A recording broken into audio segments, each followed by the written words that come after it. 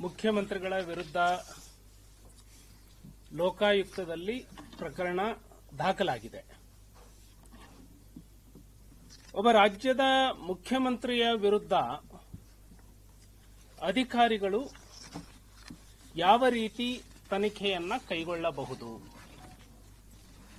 ಆರೋಪಿತ ಮುಖ್ಯಮಂತ್ರಿಯನ್ನ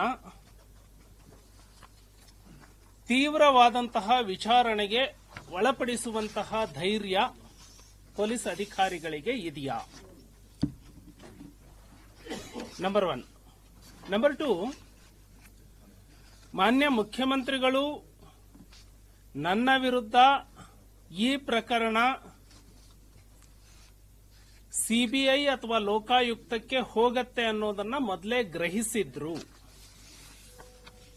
ಹಾಗಾಗಿ ತಮ್ಮನ್ನ ಹೇಗೆ ರಕ್ಷಣೆ ಮಾಡಿಕೊಳ್ಬೇಕು ಅನ್ನೋದಕ್ಕೆ ಆ ಸ್ಥಾನವನ್ನ ದುರ್ಬಳಕೆ ಮಾಡಿಕೊಂಡ್ರು.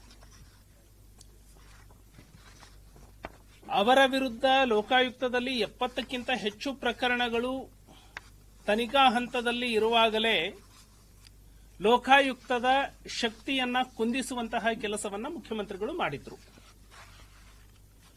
ಆದರೆ ಮುಡಾ ಪ್ರಕರಣ ದಾಖಲಾಗ್ತಿದ್ದ ಹಾಗೆ ಮಾನ್ಯ ಮುಖ್ಯಮಂತ್ರಿಗಳು ಗ್ರಹಿಸಿದ್ರು, ಇದು ಲೋಕಾಯುಕ್ತಕ್ಕೆ ಹೋಗುತ್ತೆ ಅಥವಾ ಸಿಬಿಐಗೆ ಹೋಗುತ್ತೆ, ಎರಡರಿಂದನೂ ನಾನು ಹೇಗೆ ರಕ್ಷಣೆಯನ್ನ ಪಡ್ಕೊಳ್ಬೇಕು.